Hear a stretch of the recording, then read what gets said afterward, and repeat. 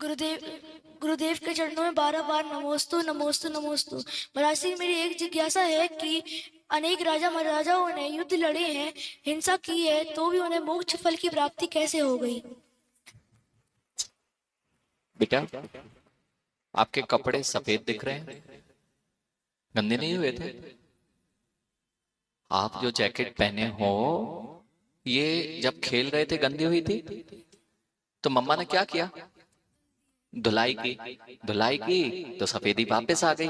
ऐसे ही जिनने हिंसा की, युद्ध लड़े, सब कुछ किया, 5 पाप किए, लेकिन तप और संयम के माध्यम से धुलाई की, तो उनकी भी सफेदी वापस आ गई और वे हिंसा करने के पश्चात वे भी मुक्ति को प्राप्त हो गए। समझ में आई? सफाई करना, गंदा करना तुम्हारे हाथ में, सफाई करना किसके हाथ में है?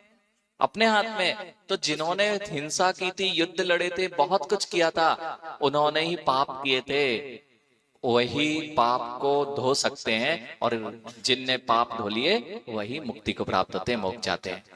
ये बताओ, मंदिर आए, कौन से पैर से आए? दोनों पैर से आए थे ना।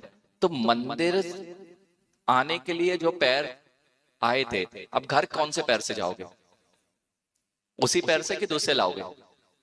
अरे जिस से मंदिर आए उससे तो मंदिर आया जाता ना, घर थोड़ी ना जाया जाता है, उसके लिए तो अलग चाहिए ना।